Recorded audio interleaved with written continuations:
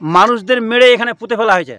এক সাগর রক্তের বিনিময়ে বাংলার ঠাকুরগাঁওয়ে অযত্নে অবহেলায় পড়ে রয়েছে ১৯৭১ সালের মুক্তিযুদ্ধে শহীদদের গণকবর।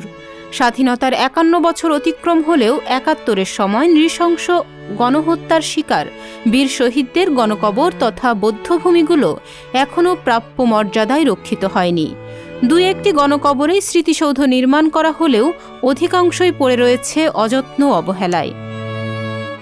৭১ সালে এখানে প্রায় ২০০০-এর বেশি লোক মারা হয়েছে। দুটা জিপ আসে, সেনারা আসে, সকলকে গুলি করে এখানে মারিয়ে পুঁতা হল। মানুষদের মেরে এখানে পুঁতে ফেলা হয়েছে।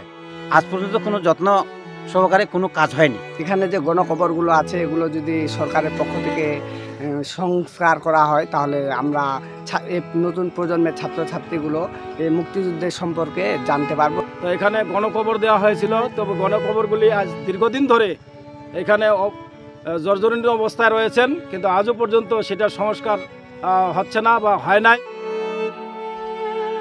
বাঙালি জাতির ইতিহাসের শ্রেষ্ঠ অধ্যায় ১৯৭১ সালের মহান মুক্তিযুদ্ধ। এই মুক্তিযুদ্ধে পাকিস্তানি হানাদার বাহিনী বাংলার মাটিতে যে নৃশংসতম হত্যাকাণ্ড চালিয়েছিল তা ছিল বিংশ শতাব্দীর মধ্যে সবচেয়ে অন্যতম গণহত্যা। যে গণহত্যা হয়েছিল মুক্তিযুদ্ধকালীন সময়ে, সেই বধ্যভূমিগুলো আজও অরক্ষিত রয়েছে। সেগুলো সংস্কারের প্রয়োজন। নতুন প্রজন্মকে মুক্তিযুদ্ধ ইতিহাস, বাংলাদেশ মানচিত্র সম্বন্ধে জানার জন্য এই বধ্যভূমিগুলো সংস্কার করা একান্ত প্রয়োজন। বর্তমানে মুক্তিযুদ্ধের পক্ষে শক্তি সরকার, এই সরকারের কাছে আমাদের আবেদন এই বধ্যভূমিগুলো সংস্কার করা হোক, যাতে পরবর্তী প্রজন্ম আমাদের দেশের ইতিহাস, ঐতিহ্য, মুক্তিযুদ্ধ এ সম্বন্ধে জানতে পারে। এই গণহত্যায় বাদ পড়েনি ঠাকুরগাঁওয়ের সাধারণ মানুষ। এ জেলায় রয়েছে প্রায় অর্ধশত গণকবর।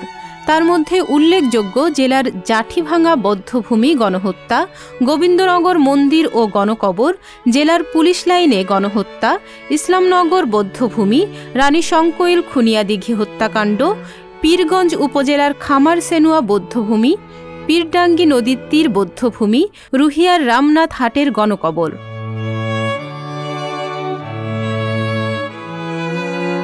এই গণকবরগুলো যেন সংস্কার করে স্মৃতিসৌধ নির্মাণ করা হয়, এতটুকুই দাবি শহীদ পরিবারের। এ বিষয়ে ঠাকুরগাঁও জেলা প্রশাসক মাহবুবুর রহমান বলেন, গণকবরগুলোকে রক্ষার্থে ও স্মৃতিস্তম্ভ তৈরি করতে সরকারিভাবে এলজিইডি সহ বিভিন্ন প্রজেক্টে কাজ করা হচ্ছে। শিগগিরই গণকবরগুলো সংস্কার করা হবে। গণকবরগুলো রক্ষণাবেক্ষণের জন্য সেখানে স্তম্ভ হচ্ছে, বিভিন্ন প্রকল্প এলজিডি করছে, পিডব্লিউডি করছে, এগুলোর থেকে কাজ হচ্ছে। এগুলো জমি মানে একবার করে কাজ করা হচ্ছে। তাহনিয়া ইয়াসমিন, সংবাদ প্রকাশ। সংবাদ, ফিচার ও অনুষ্ঠানের জন্য ভিজিট করুন সংবাদ প্রকাশের ওয়েবসাইট এবং যুক্ত থাকুন ফেসবুক পেজ ও ইউটিউব চ্যানেলের সঙ্গে।